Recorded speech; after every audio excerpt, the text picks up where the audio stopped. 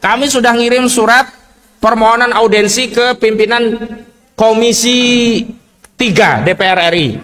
Kami juga sudah mengirim surat permohonan audiensi kepada DPD RI. Sampai hari ini belum ada jawaban. Padahal yang punya kepentingan mereka sebagai wakil-wakil rakyat untuk mengontrol proyek yang sudah merampas tanah rakyat ini. Ada tanah rakyat dirampas, sungai ditimbun, laut dipagari, kecelakaan menimbulkan cacat, kematian. Kok diam semuanya? Termasuk saudara Prabowo Subianto sampai hari ini diam. Heran saya. Mohon maaf Pak Prabowo, tidak ada satupun masyarakat yang punya aspirasi agar koruptor diampuni. Tapi tiba-tiba pemerintahan Anda mau mengeluarkan wacana akan memberikan amnesti kepada kepada koruptor-koruptor.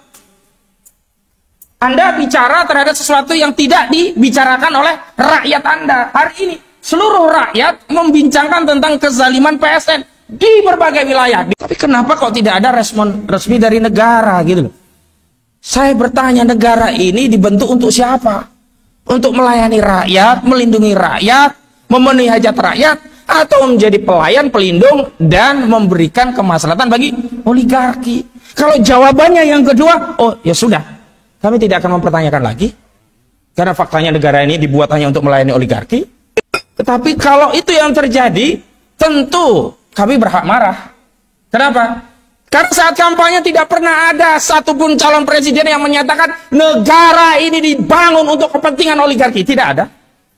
Mereka semua mengatakan kami akan berdiri bersama rakyat. Kami akan wakafkan sisa hidup kami untuk rakyat. Semua untuk rakyat.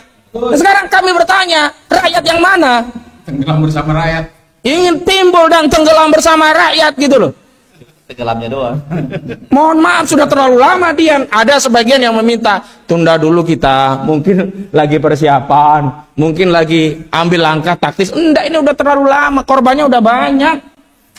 Di Pontang kemarin waktu kita dengar aspirasi masyarakat Kecamatan Pontang ya, banyak sekali keluhan yang ternyata mereka memendam sekian lama, bingung mau mengadu kemana, kepada siapa. Padahal kita punya negara, punya pemimpin. Hari ini rakyat seperti yatim dan piatu, seolah-olah tidak punya pemimpin. Mau ngadu kepada siapa? Makanya rekomendasi kami dari refleksi ini ke depan adalah baik pada pemerintah, pada Presiden Prabowo, khususnya yang saat ini diberi amanah untuk memimpin kekuasaan, dengarkan aspirasi rakyat.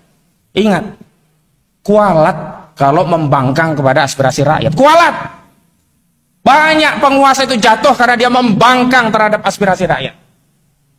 Tidak menunggu bertahun-tahun. Apakah saudara Prabowo Subianto itu kalah dengan saudara Aguan? Sehebat apa Aguan atau Sugianto Kusuma sehingga saudara Prabowo Subianto nggak berani ngomong tentang Aguan? Satu kalimat saja, nggak ada. Makanya saya sudah katakan di sejumlah tulisan, kalau hari ini ada orang masih membela PIK 2, membela saudara Aguan, pasti satu di antara 4 golongan. Golongan pertama, memang dia karyawan Aguan, kerja, dia membela Aguan untuk kerjaan dia, entah jadi direksi, komisaris, pekerja, baik di level tinggi atau rendah.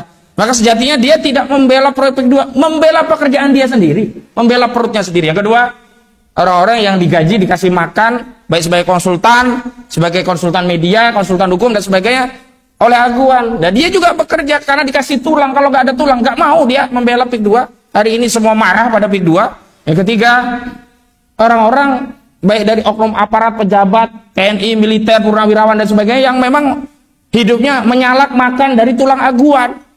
Maka mereka bersuara, nggak punya malu lagi sekarang, terbuka membela. Kalau dulu, saya mohon maaf, tutup mata saja.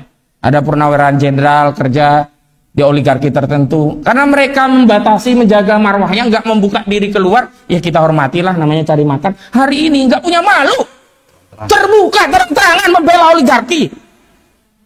Mana rakyat ini? Menawarkan diri. Pengacara.